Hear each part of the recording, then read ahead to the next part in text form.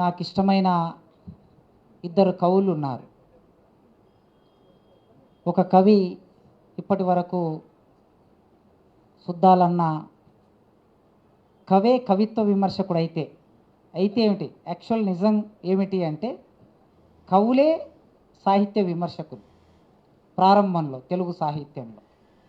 సుద్దాల అశోకన్న, ఇవాల్టి సందర్భానికి భూమికైన జయరాజన్న, అట్లే నాకు చాలా ఇష్టమైన రచయిత, జర్నలిస్ట్, కవి సత్యచంద్ర గారు, భూపతన్న, వేదిక మీద ఉన్న ఇంకా పెద్దలందరికీ పేరు పేరున, మా పాలమూరు మట్టిబిడ్డ, మా గాయకుడు పాటని ఏ స్థాయికి తీసుకెళ్లాలో ఆ స్థాయికి తీసుకెళ్ళగలిగినటువంటి శక్తివంతమైన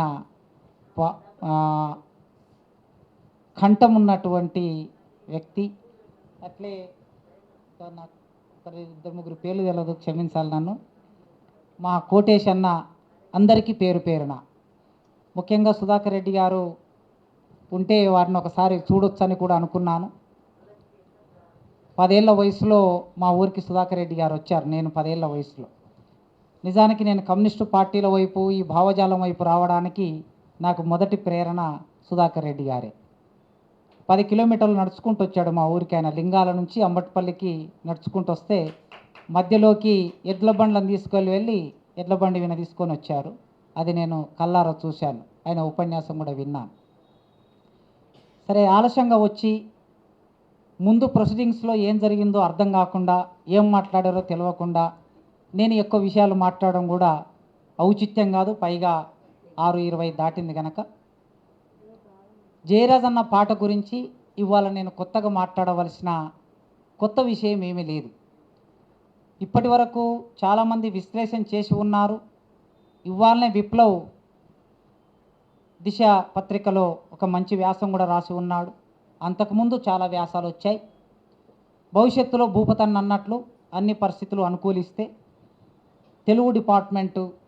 మా తెలుగు డిపార్ట్మెంట్ తరపున అశోకన్న, ఖచ్చితంగా అశోకన్న ఒకరోజు అధ్యక్షతన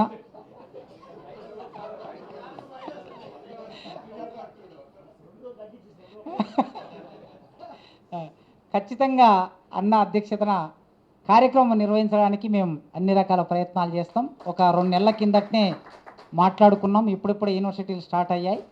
మళ్ళీ కరోనా లాంటి విపత్తులు ఏమి రాకపోతే ఆ కార్యక్రమం చేద్దాం.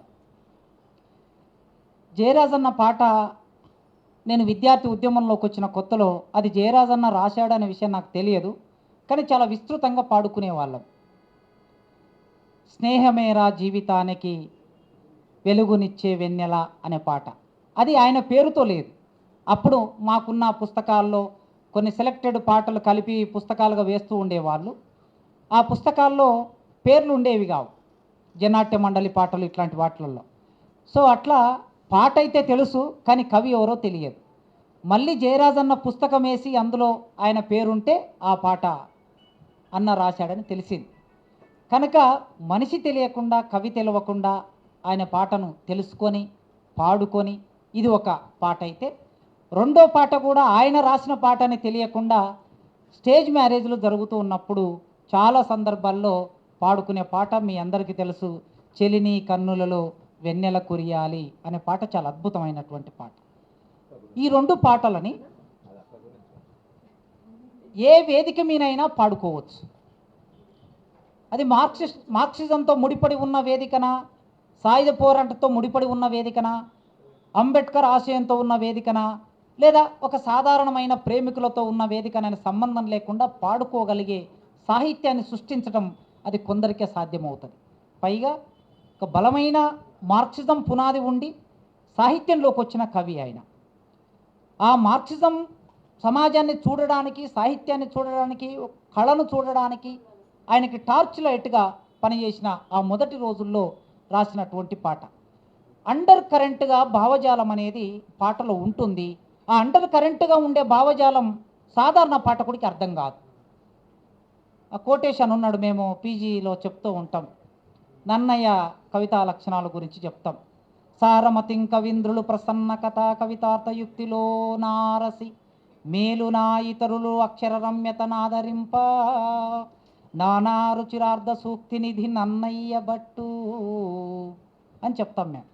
ఆయన 3 లక్షణాలు చెప్పాడు కవిత్వానికి.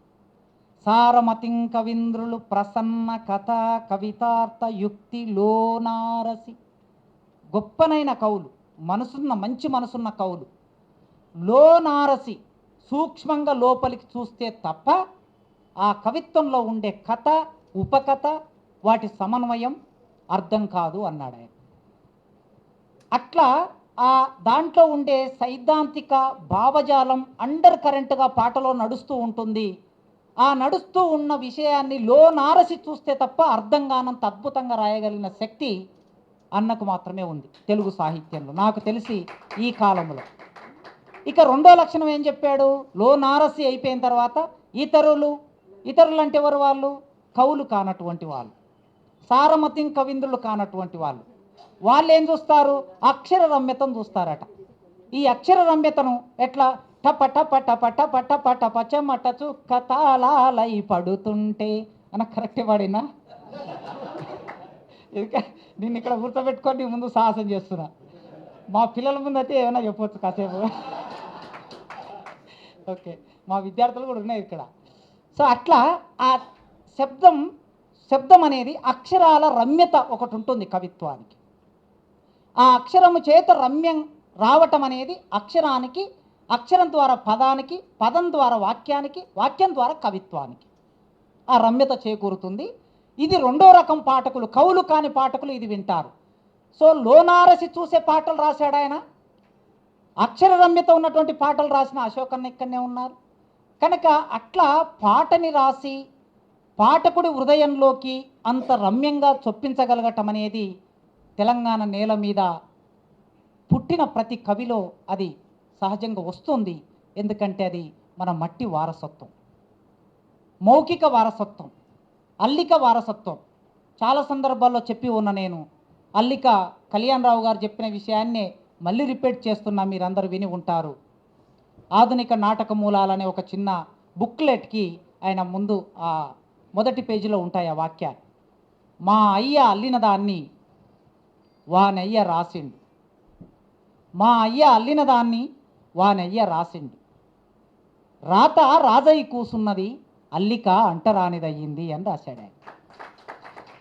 ఈ అల్లిక వారసత్వం నుంచి వచ్చిన మన కవులు చాలా సహజంగా ఆ కవిత్వంలో ఉండే హృదయ సంబంధ వ్యాపకాన్ని, ఆ హృదయ సంబంధ తాదాత్మ్యాన్ని కవిత్వంలోకి తీసుకొచ్చారు.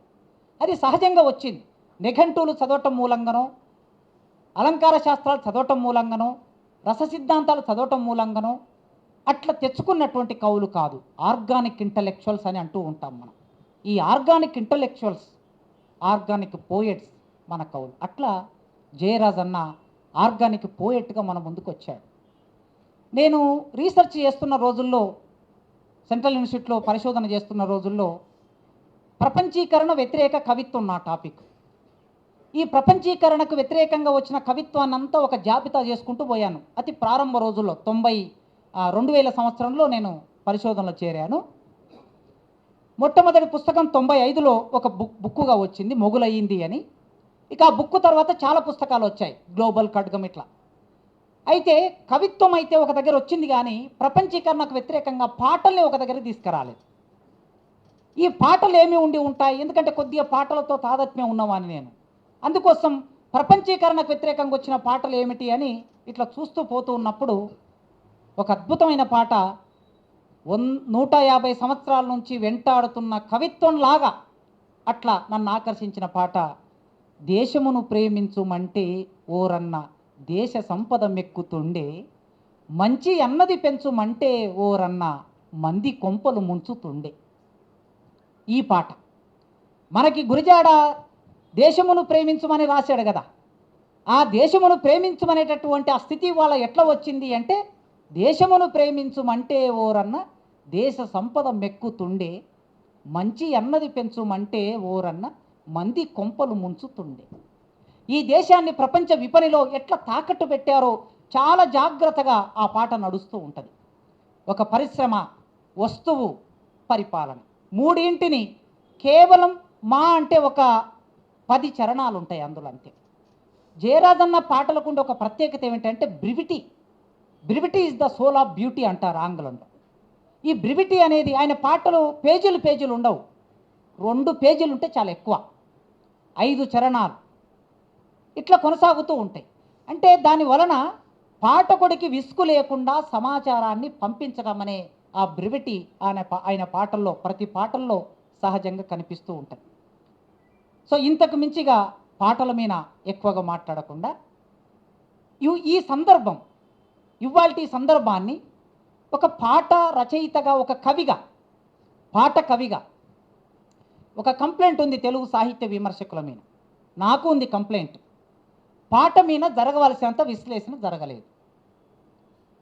ఎందుకు జరగలేదంటే పాట ఎవరిది? పాట కింది కులాలది. విమర్శకులు ఎవరు? పై కులాల వాళ్ళు. ఈ పై కులాల వాళ్ళకి పాట అందలే. దాని శక్తి ఏమిటి? దాని నిర్మాణం ఏమిటి? ఆ నిర్మాణంలో సౌందర్యం ఏమిటి? వాళ్ళకి చేత కాలేదు కనుక ఒకసారి పద్యాన్ని విశ్లేషించారు, ఇంకోసారి గేయాన్ని విశ్లేషించారు, ఆ తర్వాత వచ్చిన వచన కవితను విశ్లేషించారు. వీటన్నిటికీ మూలం పాట. అన్నిటికీ రంగనాథాచార్యులు గారు ఏమన్నారంటే, ఈ దేశంలోనైనా సరే, ప్రపంచంలోనైనా సరే, ఎక్కడైనా మహా రచయితలు అనుకునే వాళ్ళందరూ కూడా ప్రజలని, మౌఖిక సాహిత్యాన్ని సృష్టించిన ప్రజలని కాపీ కొట్టిన వాళ్ళే వీళ్ళందరూ అని రాశాడు ఒక దగ్గర ఆయన. సో అట్లా ఆ సంప్రదాయం నుంచి వచ్చినటువంటి వాళ్ళు పాట రచయితలు కావటం మూలంగా ఆ పాటని అందుకోవడం వీళ్ళకి చేతగాక ఏం రాస్తారంటే, పాట గేయం అంటే పాట గేయం 2 పర్యాయ పదాలని రాస్తారు. అసలు పాట గేయం పర్యాయ పదాలుగా ఎక్కడ ఉన్నాయి? గేయం ఎప్పుడు వచ్చింది? గేయానికి ఉండే చరిత్ర ఎంత? పాటకుండే చరిత్ర ఎంత? పాట చరిత్ర మనిషి పుట్టినంత చరిత్ర. మనిషికి ఎంత చరిత్ర ఉందో పాటకంత చరిత్ర ఉంది. పదంబాడు అంటారు. కలుపులల్లో, కోతల్లో, మోపుల్లో కుప్పగొట్టేటప్పుడు, తూర్పార పట్టేటప్పుడు ఓ పదం చెప్పు అంటారు. పదం అంటే దాని అర్థం పాటనే. పదం చెప్పంటే పాట చెప్పని.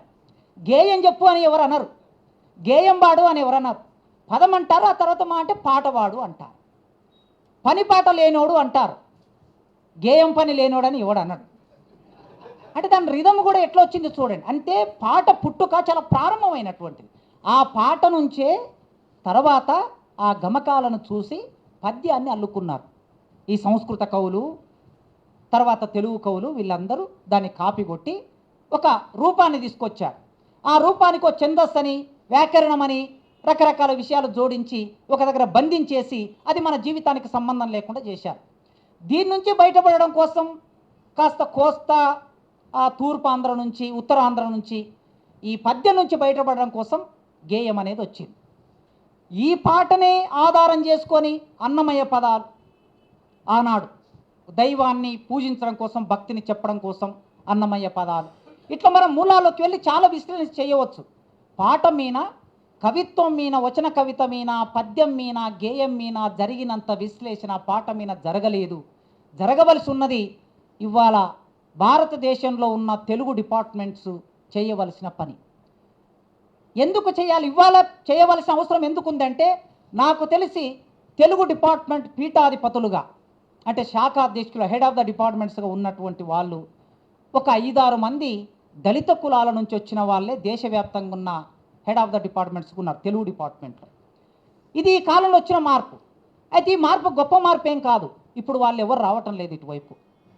వాళ్ళు వేరే వైపు వెళ్తున్నారు కనుక ఇటువైపు ఇప్పుడిప్పుడే మనం తెలుగు చదువుల్ని మనం అందుకుంటే వాళ్ళు ఇంకో చదువును అందుకొని వాళ్ళు ఇంకో వైపు వెళ్ళిపోయారు కనుక ఇవి మన స్వాధీనం అయ్యాయి. మన కవులు ఎవరో ఒక ఆయన రాశారు, సభా మర్యాద అవునో కాదో, ఈ కావ్యం, ఈ వాక్యం, ఈ సాహిత్యం ఈ ఎంటరాని వాడి పక్కన కులుకుతుంది అని రాశాడు కవి ప్రసాదమూర్తి గారు. అయితే అట్లా సాహిత్యం ఇప్పుడు మన చేతుల్లోకి వచ్చింది. సాహిత్యం వచ్చింది కనుక మనం చేయవలసిన పరిశోధనలు దీని చుట్టూ చేయించవలసిన అవసరం ఎక్కువగా ఉన్నది. ఆ బాధ్యత నా మీద కూడా ఉన్నది. ఇంకొక 16 సంవత్సరాల సర్వీస్ ఉన్నది. అన్నీ బాగుంటే ఈ 16 సంవత్సరాల సర్వీసులో నేను ఖచ్చితంగా పాట విన కేంద్రీకరించి పరిశోధన చేయించడానికి ప్రయత్నం చేస్తా. ఆ వర్క్ ఒకటి జరగాలి. జరుగుతూ ఇవన్నీ బయటకు వస్తాయి. అందుకే పాట రాసిన వాళ్ళను ఏదో పాట పాడుతుంటారు, వస్తారు, పాడతారు, కాసేపు చప్పట్లు కొడతారు, వెళ్ళిపోతారు. వచన కవికి ఉన్నటువంటి గౌరవం మాకు లేదు అనే ఒక అసంతృప్తి సమాజంలో కూడా అక్కడక్కడ సందర్భాల్లో వినిపిస్తూ ఉంటుంది. అంతకన్నా ఎక్కువగా వచన కవి కన్నా ఎక్కువగా ఆదరణ ఉన్నది, ప్రభావం వేయగలిగిన శక్తి పాటకు మాత్రమే ఉంది. మీరు ఏ వచన కవికి అవకాశం లేదు. జయరాజన్నకి, సుద్దా అశోకన్నకి, ఒక గద్దరన్నకి, గోరటి వెంకన్నకి ఉండే ఇమేజ్ ప్రజల్లో, సాహిత్య ప్రపంచంలో ఎవరికి ఉన్నది? ఈ మధ్యకాలంలో వచన కవిత్వం రాసిన వాళ్ళు శ్రీశ్రీ వచన కవిత తీసుకెళ్ళి మనం 1,00,000 మందిని కూర్చోబెట్టి వచన కవిత చదివితే ఎట్లుంటుంది ఒకసారి ఆలోచించండి మీరు.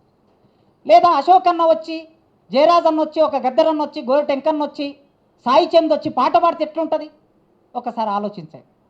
అంటే ఆ పాటకి ఆ శక్తి ఎందుకు వచ్చిందంటే కవిత్వ జీవితం నుంచి, అల్లిక జీవితం నుంచి వచ్చినటువంటి వాళ్ళు వచన కవిత్వానికన్నా అద్భుతంగా పాటలో కవితాంశని జోడించి ఇవాళ రాయగలుగుతున్నారు, రాస్తున్నారు, రాశారు, రాస్తున్నారు, భవిష్యత్తులో రాయబోతారు. దీనిని జాగ్రత్తగా మనం పరిశీలించి చెప్పాలి. అయితే ఇప్పుడు అశోకన్నలాగా విశ్లేషణ చేయగలగటం అనేది వారికి వాళ్ళు చేసేవాళ్ళు కొందరు జాగ్రత్తగా చేస్తున్నారు. అశోకన్న తెలుగు చదువుకున్నారు, వ్యాకరణం చదువుకున్నారు, టీచర్గా పనిచేశారు. ఆ పద్ధతి ఏమిటో ఆయనకు తెలుసు కనుకనే జయరాజన్న పాటల మీద ఇంత బాగా ఇప్పుడు విశ్లేషణ చేశారు. మనకు మొదటి కాలం అంతా విమర్శకులు అంటే ఎవరు? అలంకారికులందరూ కవులే విమర్శకులు. రస సిద్ధాంతం చెప్పినా, ధ్వని సిద్ధాంతం చెప్పినా, వక్రోక్తి చెప్పినా, ఏ సిద్ధాంతం చెప్పినా కవిత్వంలోనే రాయాలి. కవే ఆనాటి విమర్శకుడు. నన్నయ్య తన కవితా లక్షణాలను తానే చెప్పుకున్నాడు, నన్నెచోడు తానే చెప్పుకున్నాడు. శ్రీశ్రీ కవిత ఓ కవిత అనే కవిత్వం మీద ఆయన్నే చెప్పుకున్నాడు. అట్లా ఇవాళ పాట కవులు కూడా తమ కవిత్వాన్ని తామే విశ్లేషించుకుంటున్న ఒక సందర్భం మన కళ్ళ ముందు ఉన్నది. మనం కూడా అందరం విశ్లేషించాల్సిన బాధ్యత మన వీనున్నది. ఈ దేశానికి మార్క్స్, అంబేద్కర్ అనే ఒక కొత్త భావాన్ని పాట ద్వారా తీసుకురాగలగటం అనేది అది పాట కవికే సాధ్యం. ఎన్ని సిద్ధాంతాలైనా చెప్పొచ్చు. పోదాం పదరో జనసేనల కలిసి మనం అని జనసేన ఏర్పడక ముందు గద్దరన్న జనసేన గురించి గద్దరన్న కాదు, ఆ పాట రాసింది ఎవరో నాకు కూడా సరిగ్గా తెలియదు, ఎందుకంటే పుస్తకంలో ఆ కవుల పేర్లు లేవు గనక. పోదాం పదరో జనసేనల కలిసి మనం, ఈ పాట వచ్చే నాటికి జనసేన లేదు, కానీ ఒక జనసేనను ఊహించాడు ఆ కవి. కవి క్రాంతదర్శి అంటారు కదా, ఆ క్రాంతదర్శి ఆనాడు దర్శించింది కొంతకాలానికి అది నిజమయ్యింది. ఇవాళ జయరాజన్న తన పాట ద్వారా, తన కవిత్వం ద్వారా ఈ భారతదేశానికి మార్క్స్, ఈ భారతదేశానికి అంబేద్కర్ అనే ఈ సమ్మిళిత సిద్ధాంతాన్ని, ఒక భావాన్ని అండర్ కరెంట్గా పాటల్లోకి చొప్పిస్తూ ఉన్నాడు, రాస్తున్నాడు, మాట్లాడుతున్నాడు. ఇవాళ ఒక చారిత్రక అవసరంగా ఇది మన ముందుకు వచ్చింది. దీన్ని కూడా మనం ఆలోచించాలి. అంబేద్కర్ గురించి, అంబేద్కర్ సిద్ధాంతంలో గతి తర్కం ఉందా? అంబేద్కర్ భౌతికవాదే? అంబేద్కర్ వర్గ పోరాటం గురించి చెప్పాడా? అంబేద్కర్ వర్గ పోరాటంలో పాల్గొన్నాడా? ఆయన కమ్యూనిస్టులకు అనుకూలమా, కమ్యూనిస్టులకు వ్యతిరేకమా? ఈ చర్చల్లోకి వెళ్ళి సమయాన్నంతా ఈ చర్చల చుట్టూ తిప్పి చిట్ట చివరికి ఏం తేల్చని ఒకానొక సందర్భం మన ముందు ఉంది. అంబేద్కర్ మీద కమ్యూనిస్టు పార్టీ చర్చ ఇవాళ మొదలైంది కాదు, 1933 నుంచి మొదలైంది. ఇంకా కాస్త వెళితే 1927 నుంచే మొదలైంది. 1927లోనే సతీశ్చంద్ర గారు ఆల్రెడీ మాట్లాడి ఉన్నారని నేను ఊహిస్తున్నా. 27లోనే సైమన్ కమిషన్ వచ్చినప్పుడు వెల్కమ్ టు సైమన్ అని అంబేద్కర్ అంటే అప్పుడే అంబేద్కర్ను బ్రిటిష్ వాళ్ళ ఏజెంట్ అన్నారు. అందరు అన్నారు. కాంగ్రెస్ అన్నది, హిందూ మహాసభ అన్నది, ఆనాటి కమ్యూనిస్టు పార్టీ అన్నది. కనుక ఆనాటి నుంచి ఈనాటి వరకు అంబేద్కర్ పట్ల ఉన్న భావం ఏదైనా, ఇక్కడ కులము అనేది ఒక చారిత్రక వాస్తవం అయినప్పుడు, ఈ కులము ఉత్పత్తి సంబంధాల్లో భాగంగా ఉన్నప్పుడు, ఈ కులం నిర్మూలించబడటం అనేది కూడా అనివార్యమైనప్పుడు, ఈ కులాన్ని అర్థం చేసుకోవడానికి ఈ దేశంలో అంబేద్కర్ ఒక టార్చ్ లైట్. ఈ కుల నిర్మూలనకు సంబంధించి అర్థం చేసుకోవడానికి, ఆ నిర్మూలనకు ఒక కార్యక్రమాన్ని రూపొందించుకోవడానికి అంబేద్కర్ ఒక టార్చ్ లైట్. అంబేద్కర్ భావవాది, ఆయనని ఎట్లా స్వీకరిస్తాం మార్క్సిజంలో అనే ఒక సంశయం ముందుకు వస్తూ ఉంటుంది మార్క్సిస్టులకి, కోటాన్ కోట్ మార్క్సిస్టులకు అని చెప్తున్నా నేను. హెగెల్ భావవాది సార్, హెగెల్ భావవాది. మార్క్స్ ఎక్కడి నుంచి తీసుకున్నాడు థాట్స్ని? హెగెల్ నుంచి తీసుకున్నాడు. మరి ఒక భావవాది నుంచి ఇంత పెద్ద మనిషి మార్క్స్ తన ఆలోచన తీసుకొని హెగెల్ అంత బాగా చెప్పాడు, సరిగ్గా ఉన్నాడు. సమస్యలు ఏముందంటే హెగెల్ తలకిందులుగా ఉన్నాడు, ఈ సమాజాన్ని తలకిందులుగా చూస్తున్నాడు. ఇప్పుడు హెగెల్ను నేను ఏం చేయాలంటే సరిగ్గా నిలబెట్టాలి, అంతకు మించి నేను చేయగలిగింది ఏమీ లేదు అన్నాడు. అంటే ఒక భావవాద దృష్టితో ఉన్నటువంటి హెగెల్ చెప్పిన సిద్ధాంతాన్ని కార్ల్ మార్క్స్ తీసుకొని ఈ ప్రపంచంలో అద్భుతమైన కార్మిక వర్గ పోరాట సిద్ధాంతాన్ని రూపొందించాడు. అంబేద్కర్ ఒకవేళ కమ్యూనిస్టు వ్యతిరేకైనా, భావవాది అయినా, గతితర్కవాది కాకపోయినా ఈ దేశంలో కులాన్ని అర్థం చేసుకోవడానికి అంబేద్కర్ తప్ప ఇంకొక మార్గం నీకేమైనా ఉందా ఇప్పటి వరకు? 100 years కమ్యూనిస్టు పార్టీ చరిత్రలో ఇంకేదైనా ఉందా? లేదు. లేనప్పుడు అంబేద్కర్ నుంచి తీసుకోవడానికి మనకి ఏం అడ్డొస్తుంది అనేది కూడా చాలా ప్రైమరీ పాయింట్. సిద్ధాంతం అడ్డొస్తుందా, ఈగో అడ్డం వస్తుందా, కులము అడ్డం వస్తుందా అనేది జాగ్రత్తగా పరిశీలించుకోవాలి. ఎవరు పరిశీలించకపోయినా ఏం నష్టం లేదండి.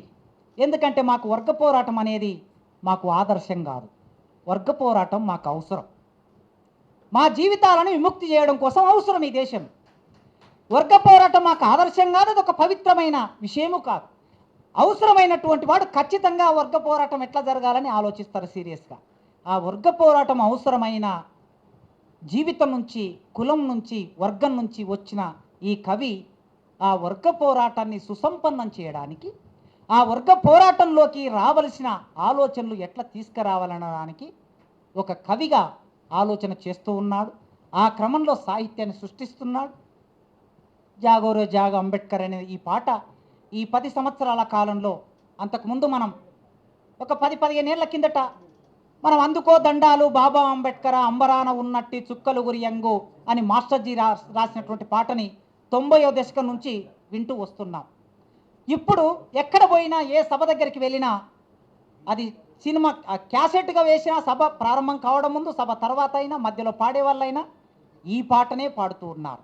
ఈ పాటకి ఉండే రిధం, ఈ పాటలో ఉండే సాహిత్యం, ఈ పాటకు ఉండే విజన్, తాత్విక దృక్పథం ఇవాల్టి సమాజాన్ని అది ప్రేరేపిస్తుంది. ఇవాల్టి తరానికి అది అవసరంగా ముందుకొచ్చింది.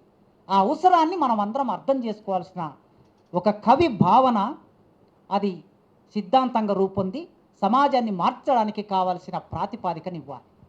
తారకం సార్ చెప్తూ ఉండేవాడు ఆయన బతుకున్న రోజుల్లో.